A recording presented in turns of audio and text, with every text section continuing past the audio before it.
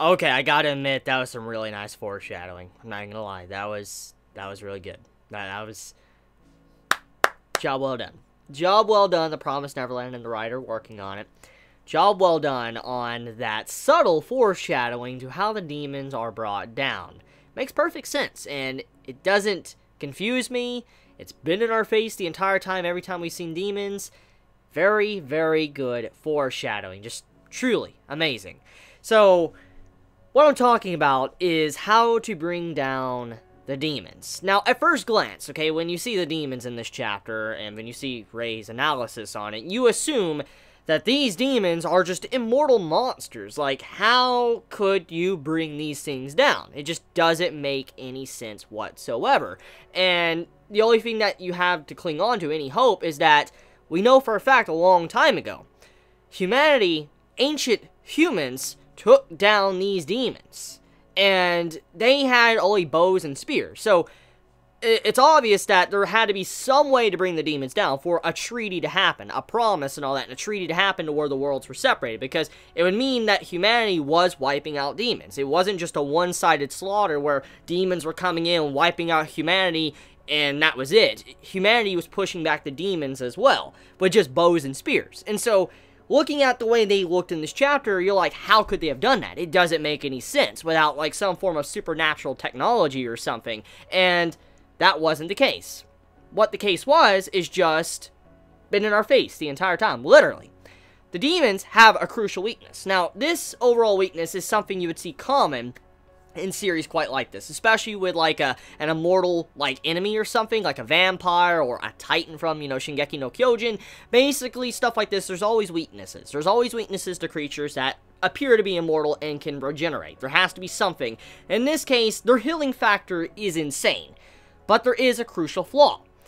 Where their head is, their forehead, basically right in the middle of their head, where their eye is, like the middle eye or whatever, is their weak spot. Now, I'm going to assume that where that spot is, where their head is most likely the brain. That's what I'm assuming. I'm assuming that's where the brain of the creature is, and when it's hit, it kills them. Or it's the heart. It's either the heart or the brain. I'm going to assume the brain, though, okay? That's what I'm assuming. Now, there could possibly be other weaknesses to the demons besides just the shot there, because we got to remember something, okay? Even though that they're regenerating, if the brain does necessarily kill them, like if you shoot the brain, it kills them, that would mean that maybe if they do have a heart, okay, like their organs and stuff, if they have a heart or whatever, if you were to shoot the heart, there's a possibility that they could also die from that, if you were able to hit them in the heart. Now, we don't know exactly where it's structured in their body, because it can be like near their head or whatever, we have no idea, but for now, though, we do know that most likely a brain shot instantly kills them. So, what does this mean overall? That means that this enemy is not invincible, and they actually have a very crucial weakness. It's right there, and it's very similar to humanity. Humanity, we're very frail and fragile creatures ourselves. I mean, right here, head. Just right here, anything happens to our head, it's basically GG, and very similar with the demons. The demons may have brute strength, this massive, bulky body, but even then, though, these big, large titans can be brought down with relative ease. If you sneak up on them or even get a good shot on them, you can bring them down. So, with that being said, I like the discovery of this and how the mask on all of the demons basically were foreshadowing to this very moment. It's like a survival instinct. When these demons put masks on, we could assume it's for evolution purposes, to protect themselves. Now, I don't know necessarily if these masks that they're putting on overall was actually a part of their body, or if these masks are actually, they just put them on their face to protect themselves. I want to assume it's some form of evolution that caused that, and let me explain why.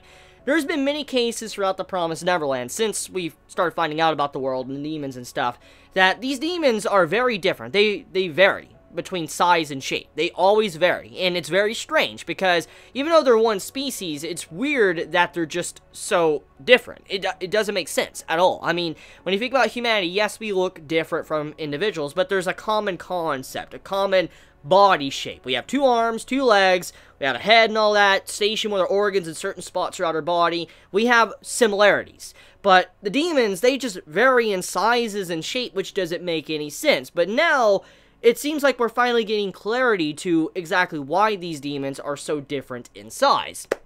So let me get right into it.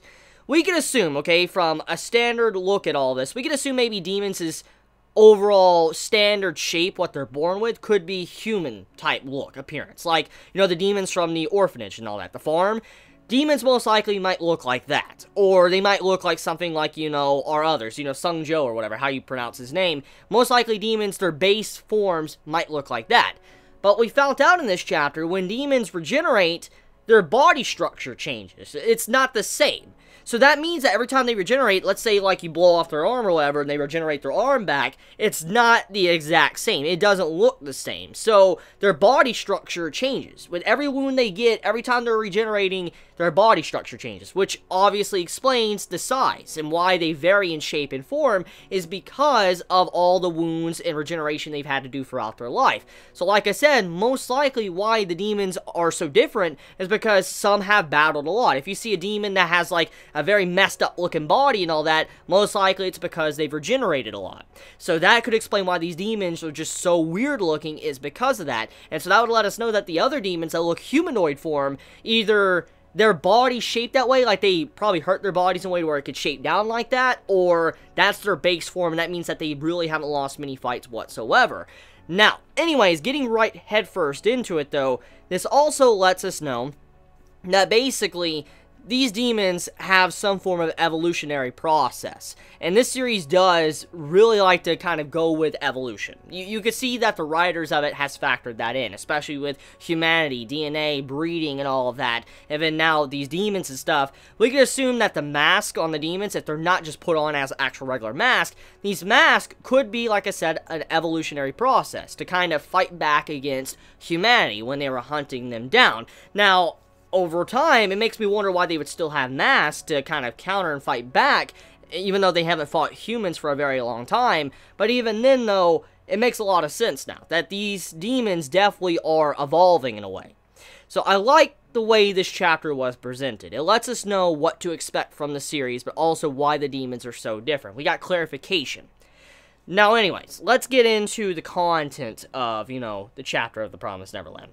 So, Ray and Emma, obviously they're in a pickle. They were completely surrounded, and the man with no name, just up and left them. Like, hey, bye guys, I'm getting out. And just left them, and it was just watching them while they were trying to survive. And from what we found out is they only have like 100 bullets, 100 rounds. And so that's not a lot. In the grand scheme of things, of what they're going to be going through, 100 bullets, that honestly isn't a lot. It really isn't. And so Ray's pumping out bullets and all that. Emma's pumping out bullets, just trying to save themselves, and they're running out. They're running out very quickly. And eventually they come to the conclusion that the eye is the weakness, and when they take them out, they realize, like, okay, so this is how you take them down. But even then, they've wasted over, like, half of their ammo just to be able to come to this conclusion. So they're on the first day. The first day of this trip, they've already wasted over like 60 or so percent or 70% of their ammo. They barely have anything left whatsoever, and it's just the first day. And they have 7 other days. They have like the, you know, going to where they need to go and then the return trip. So they're not looking too good. In terms of ammunition and all that, they're probably going to have to rely on a bow. They're definitely going to have to rely on a bow. Emma making bow and arrow. That's probably what's going to have to happen, because bullets right now seem to be something that just, it's not possible. You waste bullets, it's over. And so it seems like bullets should be a last resort, while arrows should be the big thing you want to focus on. Now, anyways, getting back into the details though, the man with no name, he's just sitting watching, analyzing these two, and it's very clear that this man is probably starting to warm up to these two individuals. We know for a fact he's went through a lot in his life, and we know that he probably is scared of growing closer to people because he doesn't want to lose anyone ever again because of what he has already went through. So, it's obvious that that's the reason why. And he most likely is starting to warm up to Emma and Ray because of how they're surviving and all that. He's being a very cruel teacher. I mean, I don't think he's trying to go out of his way to teach them, but he's being a very cruel teacher, and they're starting to showcase that they really can live, survive, and pick up on things rather quickly, and he's starting to notice that. And so I believe there's going to come a time to where he most likely is going to just acknowledge them and not even realize that he's grown rather fond of them. I could definitely see something like that happen. So yeah, I really like the chapter overall. A lot of good clarity to the demons and stuff, and how they work, how they're taken down. Very solid chapter overall. I really like it. So let me know your thoughts in the comments below, how you felt about this week's chapter of The Promised Neverland. Did you hate it? Did you like it? Please be honest in the comments below. If you enjoyed my content, please subscribe. And if you like this video, please leave a like. Love you guys. Please be safe. Chibi out.